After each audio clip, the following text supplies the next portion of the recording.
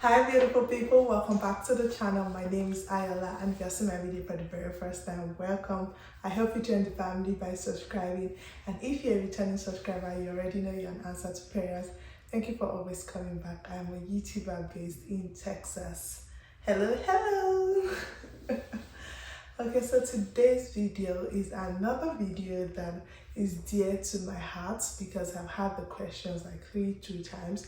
It's also based on the International Student series. If you don't know about it, on this channel, I have been talking about my international student journey to the US, and I have a playlist on my channel that is solely dedicated to that purpose. It's called my relocation series, something like that. I'll attach it to the description box below. So if you have any questions about relocation, exams, how I got here, documents, like everything relocation basically, I suggest you check out that video. It's quite informative.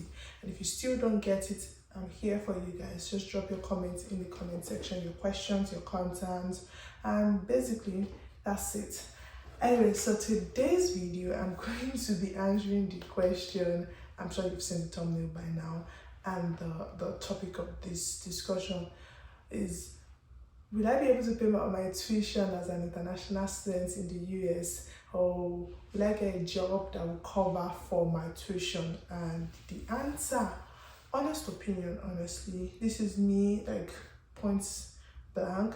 If you want to do this the right way, so I know that international students work in the US, or at least, well, that's not my business. That's not why I'm here. Why I'm here is the straightforward way. And the straightforward answer is the tuition in the United States is pretty expensive. So it's on the really high side. And I don't think, or this is me honestly, you don't have to agree with me. If you have other opinions, it's fine. No, it's not cut in stone or anything like that. Me saying this now is that it is highly unlikely that as an international student, the job you get here will pay you through school, especially if you are doing this the right way. Emphasis on the right way. So this is the rule. International students in the US are not supposed to work outside school. I'm sure you're getting why I keep saying the right way now. This is not to say there are no other ways you could make money, but I'm telling you this point blank period, that if you do anything that would make them revoke your visa, it's going to be a mess. So what I'm saying is, international students in the UK, I think I'm going to do a series soon on like the pros and cons of choosing a school in the US and choosing a school in the UK. So international students in the UK and some other countries are allowed to work outside their school, but the US rule states that if you are an international student in the US, you are not allowed to work outside school. So now the big question, how much will I be able to get a job that will cover for my tuition? The job in school pays peanuts. So I'm dividing this video into parts. The first part is for the people that have a scholarship. If you have a scholarship, or better put, an assistantship, a graduate assistantship, a research assistantship, or any other form of assistantship there is, that either waives your tuition entirely. That means you're paying $0 for this education, and they are even going to be paying you stipend. That means they'll be paying you monthly, or they'll be paying you weekly. They're paying you salary to go to school. Honestly, it's that chilled. They'll pay you salary to go to school, and you won't even have to pay for the education. Then if you have that offer, well, that means your tuition is covered. So you are not really asking me this question, this big question, will I get a job that will pay me through school? And honestly, if I'm to advise anybody, this is the best kind you can get, an assistantship or a graduate assistantship that will either waive your school fees totally or qualify you for an in-state tuition. In-state tuition means you'll be paying the same school fees a citizen would pay. Trust me, that's my number one option. The second category of people are the people that get scholarship. So scholarship is either a merit-based scholarship, mostly a merit-based scholarship. That means you got the scholarship based on your academic performance. Maybe you had a good grade, maybe you had, basically almost every time it's a good grade. So if you had a good grade, they give you a certain amount of money. So this money is just a little percentage out of your entire tuition. So if you're paying a 10,000 tuition, they're giving you a 5,000 scholarship, well, you still have half of the money to pay, if not more. This is just tuition. So this group of people might be part of the people that are asking this big question of how can I get a job that will pay my tuition. So the thing is, this group of people, you can actually get a job within the school environment. There are like a lot of job offers in the school environment, but trust me, there are no jobs in school. It's an irony, I know. So we have more students than jobs. So it's like a first come first served basis. If you don't apply on time, if you don't get the job on time for whatever reason, someone else gets the job. And this job practically pays you peanuts. It pays you enough to just exist, to just like live, like bare minimum. It pays you, the pay is usually between $9 to $12 an hour, which is below the normal range they pay people outside. So yeah, you're going to be paid in a cheap, so it's like cheap labor, so to say. Honestly, it's like cheap labor. But with that money, depending on your saving culture, if you have a good saving culture, then yes, it should be able to fend for you. If saving culture, it also depends on your level of responsibility. So if you're a married man or a married woman and you have a family, or you have a family back home that you are actively fending for, this might not cut it for you.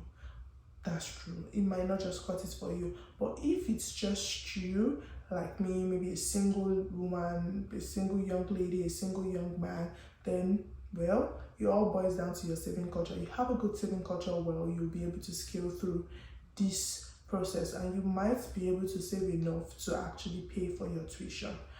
And the third option is my option. Okay, so these are people that do not have a scholarship or an assistantship. So they are international students international students from any country. It doesn't have to be Nigeria. So you are an international student, and this means that you are paying your full tuition.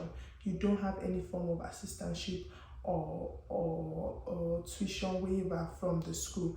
And this is largely the group that asks that, oh, after my admission, when I come to the United States, will I be able to get a job that will be able to pay for my tuition? Honest opinion, if you are passing through the legal, the rights and everything way, the check way, it's a lie. You're not going to, the job cannot pay for your tuition, pay for your accommodation, fend for you in the United States.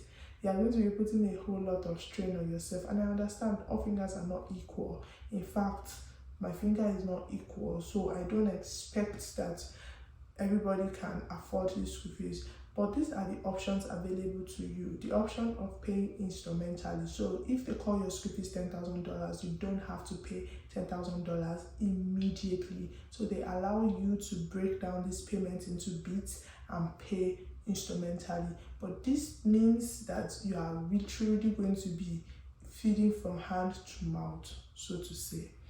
But I'm not saying, like I said earlier, that there are no other options, but we are not here to discuss that. We are discussing the straight ones. So the straight option is that it might be very difficult. And in these kind of situations, I would highly recommend a UK school, because you can work anywhere. Literally, UK students, international students, they usually work anywhere, so long as they get a job and they can still meet their academic requirements. Nobody's checking what you are doing. But here, you're being checked. Not like you're being checked, but you're currently under the I'm not supposed to do this syndrome. So I hope I've been able to answer your question, though. It's a pretty straightforward question and it's a pretty straightforward answer. If you check by the categories I have just listed, if you're in a graduate assistantship position, I trust me, your tuition is sorted. whatever it is they are paying you, the job you get would be enough to fend for you. And if you are in the scholarship position, you might have to put in a lot more extra effort to save up, to meet up with the other payments, or go for the options of instrumental payments for your school fees, and you'll just be fine.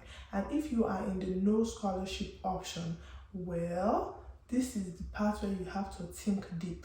Do you have anybody that is going to be sending you money from home? Do you have anybody that's going to be helping you?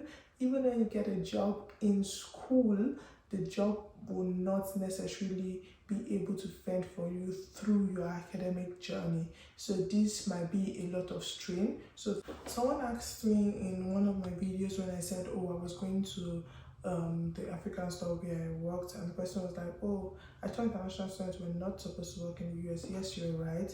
You're not supposed to work. The only time you're allowed to work outside the school is during the summer break. So summer is literally the longest holiday in the academic calendar here, and you are allowed to seek for internships, seek for whatever it is, honestly, outside the school. Another time you're allowed to work outside the school is when you do your maybe you're doing a research-based program that is an internship, and that has an internship duration, or your CPT or your OPT, which is usually after you're done with your program. It's not something you do within your program. So I hope that clears that person. I just wanted to put this out there. So that's why I'm working, because it is summer. So yeah, that's that about that. Moving on. Think about it carefully before making any decision. I think that's actually the major lesson in this video. I just want you all to go back, think about it carefully before making the decision. And if this is still what you want, please pack your bags, get your papers ready, and get it done. I love you all, and I wish you like a very smooth sail through your education. And if you're already in the system, I am sure you understand what I'm saying. I love you all, and that will be all for this video. See, I answered the questions, no cutting corners. And if you have any other questions, please let me know. Don't forget to join the family, like, share, subscribe. Let's grow on this channel. Honestly, I need you people so much, and I'm glad that you guys have always been coming through for me. Please don't forget to like, share, subscribe, tell a friend, and tell a friend, and tell another friend, if they are in this relocation process, that this is the place to come to for my whole side of the story. And I hope to see you in my next video. Thank you for dropping by. Bye.